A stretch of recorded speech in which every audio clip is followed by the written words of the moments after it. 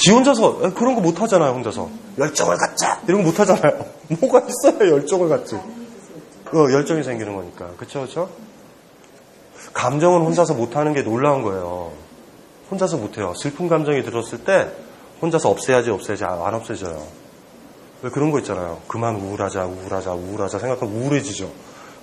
이해되죠? 그러니까 감정이 안 좋을 때는 어떤 대상 때문에 어떤 게 마주쳤거나 클린하면 일어서 부딪혀서 생기는 거니까 기쁜 감정을 유발할 수 있는 대상들을 찾으러 문 밖으로 나가야 돼요. 그러니까 친구가 우울하다, 나 혼자 있게 내버려도 이런 아이들 있죠. 그런 아이들이 있으면 들어가가지고 머리채를 붙잡고 바깥으로 끌어내야 돼요. 그래가지고 예를 들면 롤러코스터 위에 태워놓으면 돼요. 태워놓으면 애가 즐거워져서 내려올 수 있어요. 그게 친구도 돕는 거예요. 가만히 내버려두면 애 죽어요. 못 나와요. 부패한다니까. 저는 저 남자아이인데도 제 대학교 때 친구들 많이 봤어요. 나 혼자 있게 내도. 근데 애가 안 와요, 학교에. 가봤더니요, 자취방에서 애가 썩어가고 있더라고요, 음식이랑. 진짜요. 그래, 진짜 끌어내야 된다니까요. 끌어내가지고 사우나도 가고, 막 놀아주고, 막 이러고, 글러브 줘서, 제일 좋은 게 글러브 주는 거예요. 글러브 주고 공 던지는 거예요. 지가 안 맞으려면 받아야지. 그러니까 운동 같이 하고 탁구 치면 좋아요. 탁구 돼? 이러고 그냥 들어간다 그냥 쏘고 하면 애가 처음에는 이렇게 공 따고 와서 맞죠? 쿨한 척 맞아요. 안 하려고 그래, 안 하려고. 그래도 계속 해요. 그럼 언젠가는 딱 막는 그 순간에 아이는 희미한 미소가 얼굴에 딱 애가 살아난 거죠. 친구가 안 좋거나 아이가 안 좋거나 주변 사람이 안 좋아서 혼자 내버려둬라라고 그럴 때 내버려두면 안 돼요. 끌어내서 뭔가를 하게 해야 되는 거죠. 그렇죠? 자, 그래서 이제 스피노자 원문을 볼게요. 우리들은 정신이 큰 변화를 받아서 때로는 한층 큰 완전성으로, 퍼펙션, 완전성이거든요. 퍼펙션이라는 말. 퍼펙트하다. 퍼펙트라는 말.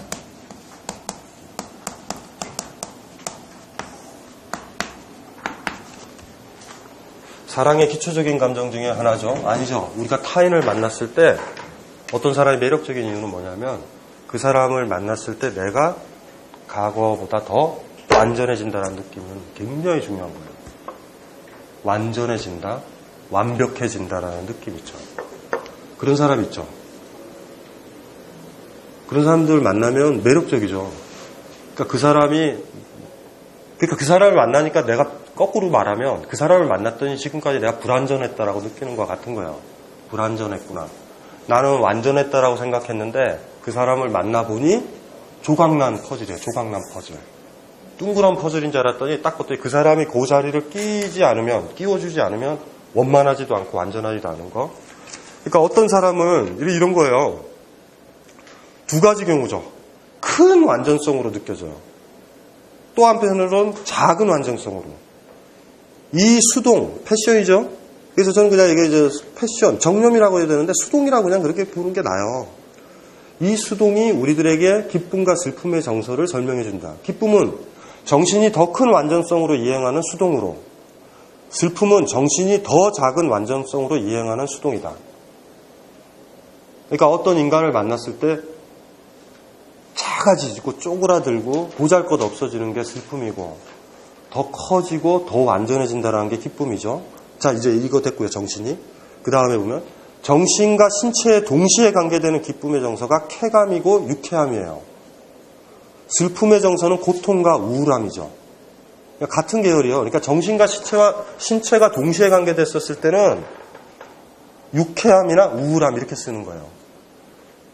이해되죠? 이건 다 수동의 관념이니까 뭐냐면 누구를 마주쳤을 때요. 마주쳤을 때 여기 저 뒤에 계시는 저 두 번째 분은 직장 다니세요? 직장 안 다녀요? 결혼하셨어요? 시어머니랑 마주쳤을 때는 어느 쪽이에요? 유쾌함, 우울함. 뭐 같은 거 줄 때는 좀 유쾌하고요. 네. 그때 달라요? 네. 좋으시겠어요? 그래도 근본적인 정조예요. 안 만나는 게 좀 더 편한 것 같아요. 안 만나는 어제 만나면 어렵잖아요. 어제 아니, 왜 그 얘기는 왜 해요? 갑자기? 그러니까 좀, 혼자 있는 게 편해요, 여하튼. 아니, 왜 그 얘기요? 어떤 여자나 그렇지 않나요? 라는 얘기는 왜 하셨어요, 방금? 아니, 돈을 좀 얻으려고요. 저분도 좀 특이하시잖아요. 그 밑에 보세요.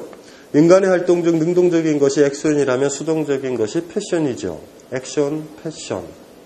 그래서 아직도 영어에는 액티브와 패시브라는 영어 형용사가 쓰이고 있고 있지요가 뭐예요? 쓰이고 있지요죠. 그렇죠? 스피노자의 패션이란 개념은 주로 정념이나 감정, 즉 타자로부터 영향을 받아 어쩔 수 없이 갖게 되는 수동적인 감정을 의미하는 것으로 이해됩니다. 스피노자는 우리의 수동적 정념은 논리적으로 두 가지로 분류할 수 있다고 이야기합니다. 타자와 마주쳐서 발생하는 우리 내면의 상태는 과거보다 더 큰 완전성으로 이행하는 듯한 정서를 갖거나 아니면 그 반대로 과거보다 더 작은 완전성으로 이행한 듯한 정서를 갖게 되는 것이죠. 다시 말해 우리는 타자가 나를 더 완전하게 만들어준다고 느낄 수도 있고 반대로 타자가 나를 더 초라하게 만들어준다고 느낄 수도 있다는 겁니다. 당연히 전자의 경우에 우리는 과거 자신의 모습을 초라하고 완전하지 않은 것으로 기억하게 될 것이고 후자의 경우에는 과거 자신의 모습이 아름다웠으며 완전했다고 기억하게 될 것입니다. 내가 과거에 대해 향수를 갖고 있다면 그건 뭐죠? 지금이 너무 힘들다라는 거고 당연하죠. 내가 과거를 고통으로 기억한다면 지금 행복하다라는 거예요. 당연하죠. 당연한 거죠. 향수가 많은 민족은 불쌍한 민족이야. 노스탈지아를 가지고 있는 거. 여러분들이 노스탈지아가 많으면 갑자기 학창시절을 떠올리거나 이렇게 되면 살기가 팍팍한 거예요. 당연한 거죠, 뭐. 그렇죠? 스피노자는 타자의 마주침을 통해 자신이 더 완전해졌다는 느낌을 갖게 되는 정념을 기쁨이라고, 반대의 경우 느껴지는 정념을 슬픔이라고 정의합니다. 그의 말대로 이런 정신의 정념이 신체에까지 표현된다면 기쁨은 쾌감이나 유쾌함으로, 반대로 슬픔은 고통이나 우울함으로 드러날 것입니다. 마주친 타자가 기쁨을 가져다 준다면 우리의 모든 몸은 머리카락에서 발가락까지 가볍고 경쾌해지는 느낌을 갖게 되는 것도 이런 이유에서이죠. 가벼워져요. 무겁지 않고. 그래서 나한테 기쁨의 감정을 주는 사람을 만나러 갈 때 우리의 발걸음은 굉장히 경쾌하고 빠르죠. 반면 나를 때릴 교수나 나를 제적시킬 교수를 만나러 가는 그 길은 굉장히 이거는 골고다 언덕을 올라가는 길과 비슷한 거예요. 그렇죠? 그래도 가야 되니까. 반대로 나를 슬픔으로 몰고 가는 타자와 마주치면 우리는 자신이 마치 천근의 무게를 짊어진 시지포스가 된 것처럼 고통과 우울함에 던져 있다고 느끼게 될 것입니다. 잊지 말아야 할 것은 스피노자가 이야기했던 기쁨과 슬픔 혹은 유쾌함과 우울함이란 정념이 대부분의 경우 무의식적인 것으로 남아있다는 점입니다. 이거 중요해요. 무의식적이에요. 다시 말해 그것은 명확히 의식하고 판단을 내릴 수 있는 지적인 차원에 있는 것이 아니라 우리 실종 깊이 은밀하고 무의식적으로 작동하고 있는 정서적 차원에 있다는 겁니다. 이 세상에서 가장 속도가 느린 건 우리의 정서예요. 우리의 지성은, 우리의 생각은 너무나 표면적이고 빠른데 우리의 정서는 너무 늦어요. 그래서 때때로 내가 각오를 다지죠. 크게. 나 행복할 거야. 나 즐거워할 거야. 나 이거 즐겁게 할 거야. 그래서 라켓을 잡고 테니스를 쳐요. 몇 번 치다 보면 이런 생각이 들죠. 갑자기. 왜 이 똑같은 짓을 하고 있는 것일까? 이러면서 정서가 우리를 끌어당기잖아요. 속도가 있어요. 속도가. 내각에 따르면 이게 사람의 머리거든요. 머리라고 생각하셔야 돼요. 머리, 코를 그리면 된다. 이게 뇌예요. 뇌. 여기서부터 세 층으로 이렇게 나눠진대요. 이게 새로운 뇌, 이게 중간 뇌, 이게 가장 밑에 있는 게 오래된 뇌라고 그래요. 올드 브레인이라고. 얘가 이렇게 지층이 생기듯이 깔아앉는 거야. 그러니까 우리의 정서는 과거적인 거예요. 우리의 생각보다. 이해돼요? 내각이 하나의 교훈이에요. 그래서 정서의 차원을 뚫어서 여기까지 가면 그냥 무의식적 행동으로 나오는 거예요. 다. 무의식적인 행동으로. 이런 거는 많이 많은 사람들이 얘기하죠. 지난번에도 얘기했잖아요. 저 사람은 싫다, 헤어지자, 정리하자라고 그랬는데, 아침에 일어나 보니 껴안고 있어요. 10년간 껴안고 자서. 자기도 모르게. 굉장히 슬프죠? 이건 뭐야? 습관이 얼마나 무서운데요. 습관, 길들여버린 거. 그러니까 요 차원에서 이렇게 되는 거죠. 그러니까 사실 20년 된 커플이 헤어지긴 진짜 힘든 거예요. 너무 힘들잖아. 그렇죠? 너무 쌓인 거예요. 켜켜이. 내 몸 세포 하나하나 행동 하나까지 그 사람의 흔적이 다 묻어있는 거예요. 그러니까 이제 힘든 거죠. 제가 봤을 때는 대충 보면 20년이에요. 20년. 20년 넘어가면 휙 넘어간 거예요. 웬만한 이거 비범한 영혼이 아니면. 그러니까 이제 이런 식으로 이제 되는 거거든요. 그래서 정서가 이거고, 보통 이게 우리가 생각하는 거예요. 사유, 생각, 이성 이런 거 있죠. 의지 있죠. 의지 이런 거 좋다. 의지. 이런 거 우리가 보통 이제 머릿속으로 생각하는 거. 이렇게 하자 이러는데 안 되죠. 안 되는 거 경험 못 해봤어요? 이런 생각 하잖아. 내일부터 일찍 일어날 거야. 다이어트 좋다. 다이어트 있죠. 다이어트 결의를 했는데 왜 안 되는지 아세요? 일단은 제일 바닥에 있는 낡은 뇌는요, 먹는 거에 적응되어 있어요. 우리 여러분이 먹는 걸 좋아하는 사람이에요. 그 다음에 또 정서도 거쳐야 되죠. 정서 이거 중요해요. 맛있는 냄새 이런 것들 있죠. 그러니까 머리로 안 되는 거죠. 그러니까 저것이 어떻게 돼요? 제일 겉에 있는 생각이나 의지나 이런 것들이 정서 차원까지 내려가야 되고, 심하면 어디까지? 저 올드 브레인까지 내려가면은 근데 그 정도 내려가면 거의 죽을 때 되죠. 그러니까 대개가 다 뜻대로 안 돼요, 저게. 근데 저 구조는 내각에서 얘기했던 저 구조는 좀 이해를 해줘야 돼요. 그러니까 정서의 차원은 좀 과거적인 것들이고, 우리의 사유는 현재적인 것들이다, 이렇게 보도 되고, 행동은 너무 낡은 거죠. 제일 낡은 거. 이게 층위가 이렇게 있다. 우리 내각에서 얘기했던 하나의 가르침이에요. 그래서 정서 차원을 건드린단 말이에요. 정서 차원을. 기쁨과 슬픔은. 그 다음에 볼게요. 가령 의식적으로 어떤 타자가 매우 유머 감각이 있고 매너가 좋은 사람이라고 판단하지만 정서적으로 그와 함께 있다면 우울해질 수도 있습니다. 왜 좋은 시간을 가질 수 있을 것 같다는 기대는 하지만 실제로 만나서는 자꾸 시계를 보도록 만드는 사람이 있잖아요. 그쵸? 있죠? 이상하다. 이상해요. 좋을 것 같은데 지루해요. 이런 경우, 이런 불일치들도 있잖아요. 반대로 의식적으로 어떤 타자가 너무 퉁명스럽고 무례해서 꺼리게 되지만 어쩔 수 없이 그와 만나서 일을 같이 하다 보면 우리는 자신도 모르게 온몸의 세포가 깨어나는 것 같은 경험, 자기도 모르게 해맑은 미소를 던지게 되는 경험을 하는 경우도 있을 수 있습니다. 뭔지 알죠? 저 인간은 내 타입이 아니야 라고 했는데 걔랑 있으면 재밌어요. 저건 맞춰야 이러잖아요. 맞추시라 이래요. 대학 시절부터 싫었어 이러지만 맞춰라 있으면 좋아요. 이럴 수도 있어요. 무슨 말인지 알죠? 이 정도는 이상형이거든요. 이상형이랑 앉았는데 재미가 없어요. 어떡해요? 이거 힘들죠? 이 부분은 매우 중요합니다. 지적인 차원에서의 호감이 반드시 정서적 차원의 호감과 연결되지 않는다는 사실이 말입니다. 그래서 정신분석학이 우리에게 필요한 것이죠.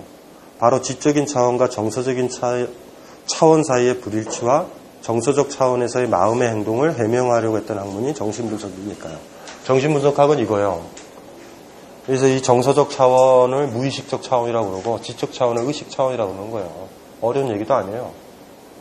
근데 어느 것들이 이 두 가지들을 결합을 시켜야 되는 거죠. 어떤 식이든지 간에 이게 나의 모습이니까. 그러니까 우리가 스스로를 속일 수도 있어요. 나라는 사람 자체가 진짜 거친 남자를 좋아할 수 있는데 머릿속에서는 거친 남자를 싫어한다고 그럴 때 그 여자가 행복하겠어요? 아주 부드러운 남자와 결혼한 거죠. 어떻게 할 거예요? 그거 좋죠, 지적으로. 그럴 수도 있죠, 거꾸로. 그러니까 이게 이 불일치가, 그러니까 이렇게 불일치된 사람이 누구를 만나서 결혼 생활을 한다는 거 끔찍한 거예요. 자주 안 만나야 되죠, 어떤 사람과. 그러니까 그런 일치들이 와야 자기 이해에 이르러야 돼요. 그러니까 자기 자신도 모르는데, 그렇죠? 어찌 다른 사람을 사랑하고 좋아한다고 그래요? 뭐가 사랑하는지도 모르는데. 불행은 거기서부터 오는지도 모르죠. 만남? 마주침이라고 그랬고 만남이라고 그랬잖아요. 그러니까 마주침은 뭐냐면 수동적이었죠. 만남은 이제 의식 차원으로 들어간 거예요. 만난다라는 거. 그러니까 지금 우리가 강의했었던 거 중간에 기쁨을 거쳤지만 마주침은 우리가 결정한 게 아니죠. 감정의 그런 동료들 그런 차원이었잖아요. 이제 만남은 의식이 된 거예요. 의식이 되는 거 볼게요. 무의식적으로 기능하는 정서적 차원에서 우리는 타자를 마주쳤을 때 더 완전해진다는 느낌을 갖거나 혹은 반대로 더 초라해진다는 느낌을 갖게 됩니다. 그렇지만 기쁨과 슬픔이란 정서는 절대적으로 고정된 것이 아니라 사실 우리 내면 상태가 어떠냐에 따라 변화는 매우 유동적인 것이라고 할 수 있습니다. 그래서 우리는 다음과 같이 바꾸어 말할 수도 있을 겁니다. 기쁨이 자신의 과거 정서가 얼마나 불완전했는지를 가르쳐주는 정서라면 반대로 슬픔은 과거 정서가 얼마나 완전했는지를 가르쳐주는 정서라고 말이죠. 결국 모든 사람들에게 완전하게 통용되는 기쁨과 슬픔의 정념은 없다고 할 수 있습니다. 비록 유사할 수 있다고 할지라도 말이죠. 모든 사람들은 그들의 수만큼 다양한 과거를 가지고 있기 때문입니다. 메를리 뽕티가 자신의 주저 지각의 현상학에서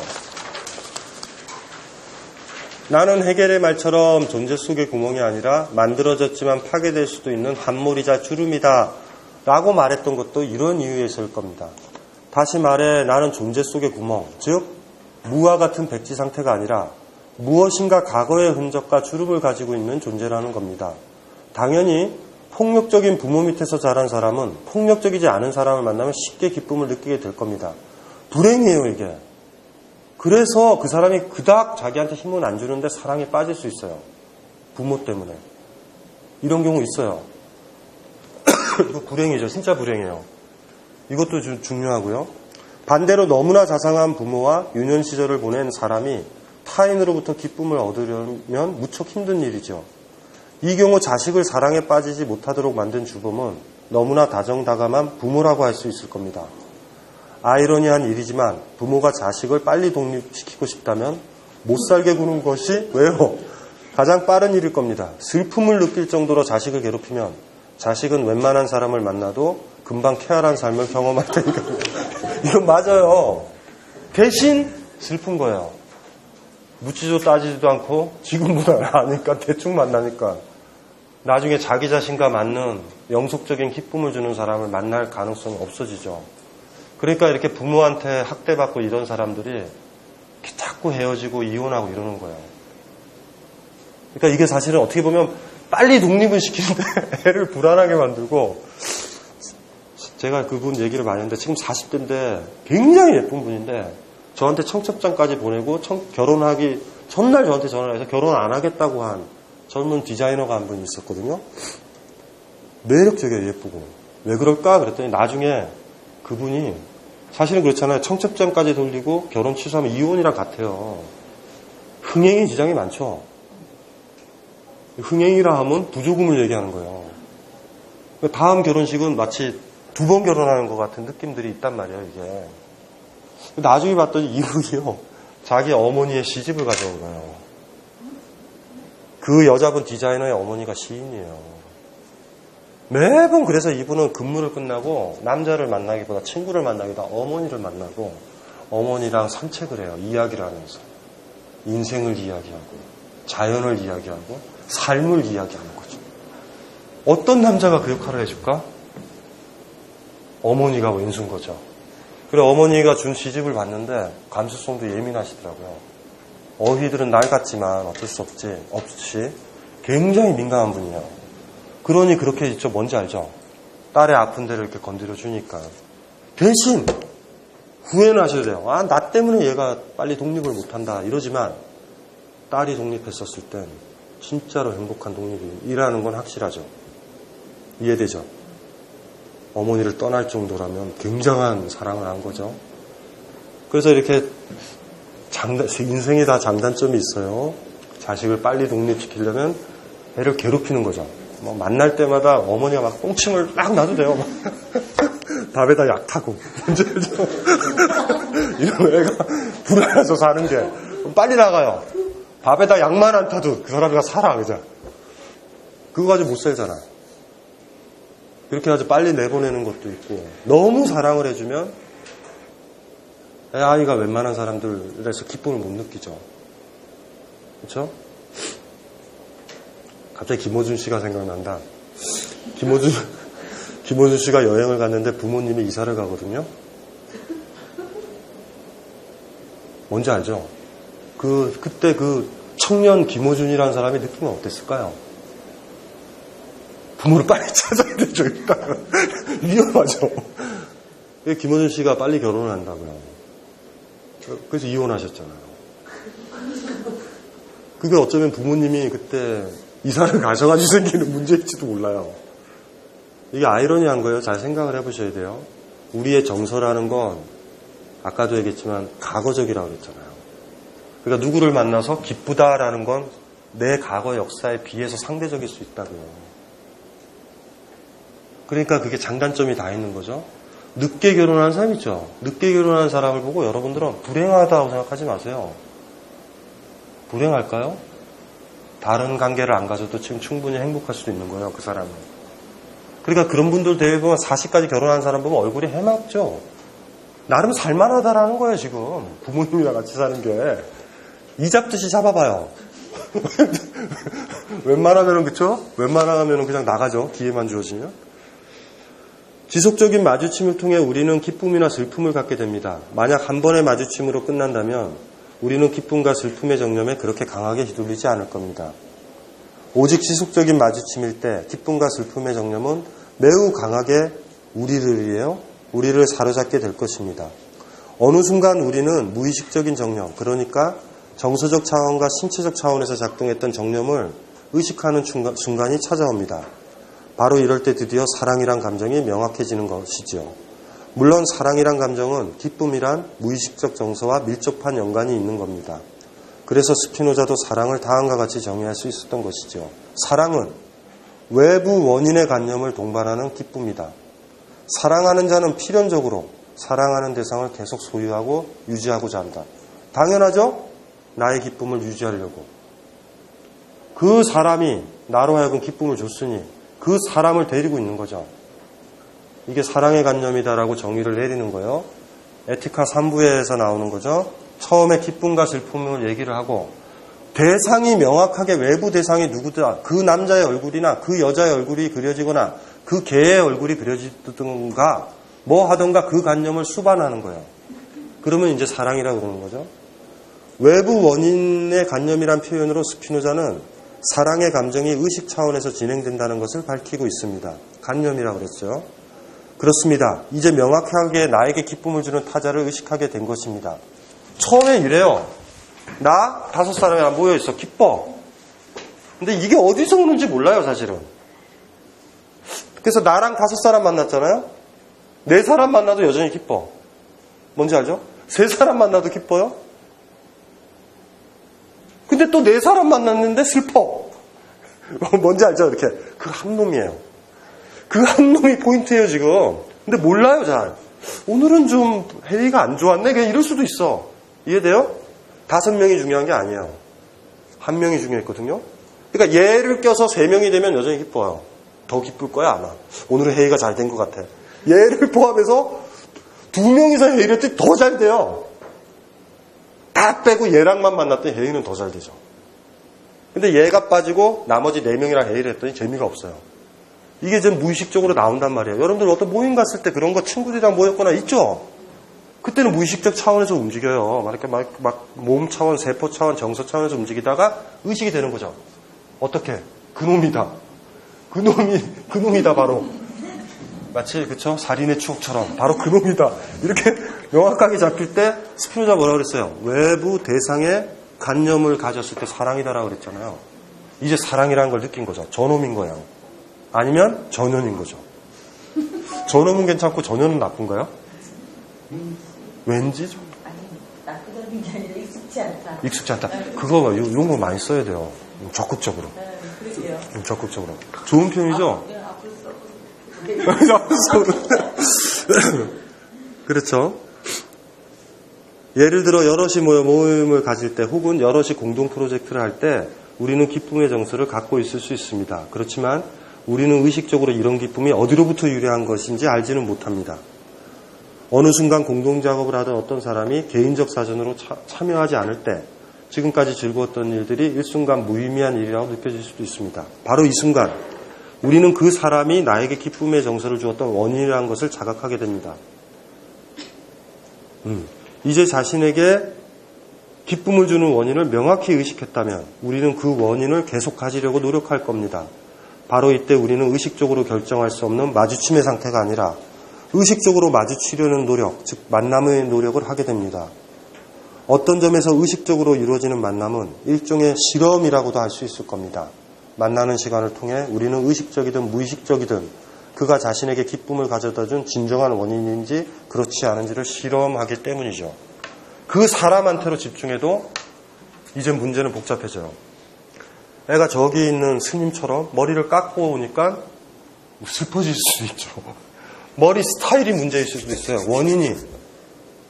그러니까 그 사람한테로 집중해도 이제 완전 달라지는 거예요. 이해되죠? 계속 모색을 해요. 뭐지? 이 기쁨의 정체는? 어떤 거지? 이해되죠? 그 다음 모색은 지속이 돼요.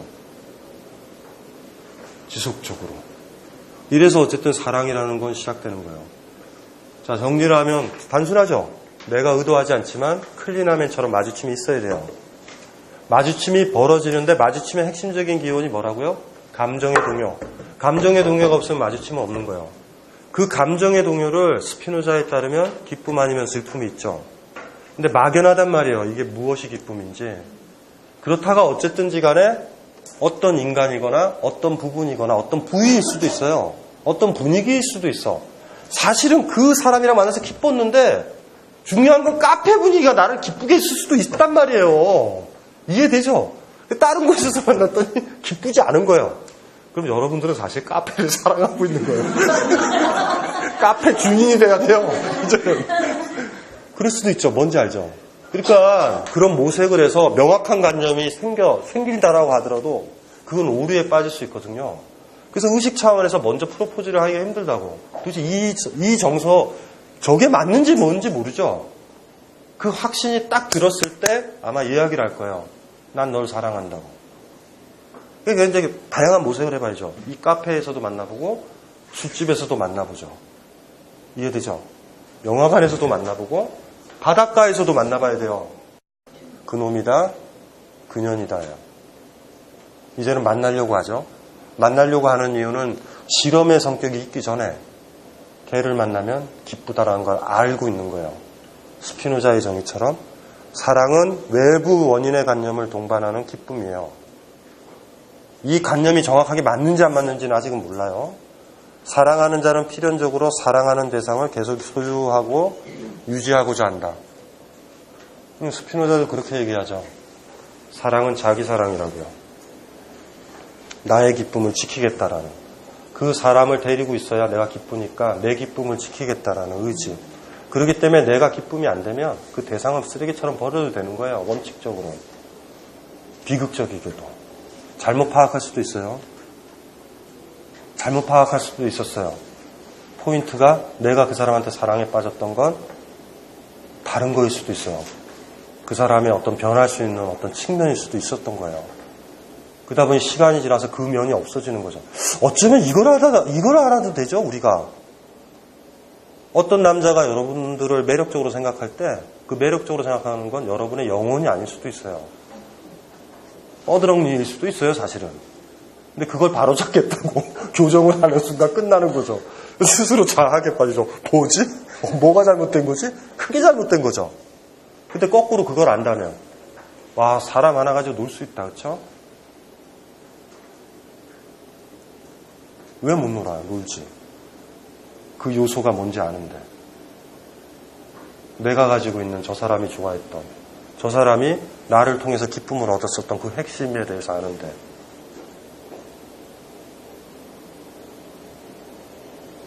그거 찾았어요? 찾으셨어요? 남편이 왜 좋아하는지? 있는데요. 살다 보면 그것만이 아니게 되는 거예요. 그게 더 다른 것을 더 원할 때도 있고, 그것이 변하지 않았다 하더라도 그것으로도 내가 변해서 충분하지 않을 수도 있고, 그냥 이렇게 그 처음에 요것만이 아니라 더가 있는 것 같아요. 저는. 그러던가요. 이분은 복잡해지셨어요. 제가 봤을 때는. 한번 이제 남편이랑 사이가 한번 확 떨어졌다가 지금 붙으셨거든요. 그래서 아직 제정신을 못 차리세요. 제가 봤을 때는. 정리단계거든요. 잘 안착을 하셔야 되는데. 제가 얘기하려는 거는 그런 거예요. 그게 뭐냐라는 거예요. 여전히 여러 무리에서 그 사람이 매력적으로 보였었던 거잖아요. 그거 찾기 힘들었죠. 자, 그 사람의 어떤 점이 핵심이 뭐예요? 그 사람은 어떤 보석을 가지고 있는 거예요? 나는 그 보석이 뭔지 알아요? 그 상대방이 나를 좋아하게 만든 그 보석이요. 물론 그것 생각하기 골치 아프고 우리는 포착을 못하기 때문에 이렇게 얘기하죠. 내가 어디가 좋아라고 물어볼 때 상대방은 이렇게 얘기해요. 다 좋아. 애가 잘 모르는 거예요, 지금. 실험을 해봐야 되나요? 눈도 한번 뽑아보고 눈썹도 밀어보고 찾기만 하면, 그렇죠? 뭘까 도대체? 제가 하나도 얘기했잖아요. 원자이기도 하고 개인이기도 하고 전체이기도 하다. 많은 사람들 중에 그 사람이 식별됐지만 에피쿠로스에 따르면 나를 이루고 있는 다양한 원소들 있죠. 그런 것들 중에 도대체 뭐지? 이런 것도 좀 고민을 해봐야 되죠.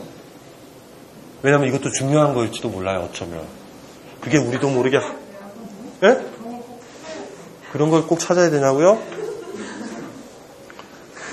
나중에요. 산산이 깨질 땐 찾게 돼요. 도대체 뭐지? 지금은 안 찾아도 돼요. 그냥 대충 퉁치고 가면 돼요. 그냥 하나의 패키지로. 그런 거 있죠. 예전에 종합과자 선물 세트. 여러분들 종합과자 선물 세트를 받을 때 그중에 좋아하는 과자 있죠. 근데 어떤 사람이 부모가 착각을 해서 종합과자 선물 세트면 다 좋은 줄 알고 아버지가 선물한다는 거예요. 그런데 젤리가 빠진 거예요. 내가 좋아했던 젤리가. 짜증나는 일이죠. 이거. 그럴 때는 알아요. 그러니까 예를 들면 종합과자 선물 세트에서 좋았던 거 그것 때문에 좋아하는 건데 이걸 모른다면 어느 순간에 본인이 기분 나쁠 때도 있을 거 아니에요. 이게 빠졌으니까. 그걸 생각을 해본다면 아는 게 중요하다라고도 볼 수 있죠. 다른 거는 다 변해도 젤리는 넣어야 돼요. 다른 건 다 변해도 돼요. 젤리는 넣어야 돼요. 그 사람을 사랑한다면. 이해되죠? 그러니 중요한 거죠. 잘 될 때는 괜찮아요. 잘 된다라는 건 매번 종합 선물 세트에 젤리가 들어있어서 그래요. 그러니까 나중에 되면 알죠. 뭐가 빠졌지? 내가 뭘 소홀했지? 그 다음에 나중에 오니까. 그래서 제가 그랬잖아요. 스피노자의 상상력이랑 이 상상력은 중요하다고요. 이 상상력은 중요한 거예요. 자, 드디어 아직도 불명확하지만 그놈과 그년에 대해서 소유를 하고자 하는 마음이 오늘까지 든 거예요. 이해되죠? 다음 주는 이제 그놈과 그년이 어떤 식으로 이제 변해가는지 한 단계 더 진도가 더 나가야 되긴 나가야 되니까 그때를 한번 보죠. 지금 강의했었던 모든 것들은 일순간에 일어날 수도 있어요. 마치 슬로우 모션으로 지금 그걸 보는 거예요. 이해돼요? 새가 속도가 너무 빠르듯이 사랑도 너무나 빨리 와요, 사실은.